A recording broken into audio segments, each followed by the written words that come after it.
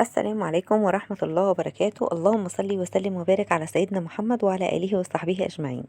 ما شاء الله النهاردة يا جماعة عملت كرواسون بأسهل طريقة في البيت، يعني ب3 كوبايات دقيق، حاجات عشوائية كده فوق بعضها حطيتها، ما شاء الله طلعت لي أحلى نتيجة.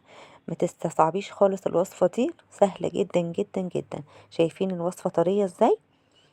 أهم حاجة بس تاخدي بالك من السوا بتاعه وتاخدي بالك من الشواية. شايفين بصوا، شايفين بقى عامل ازاي ومورق ازاي كده من جوه قمر.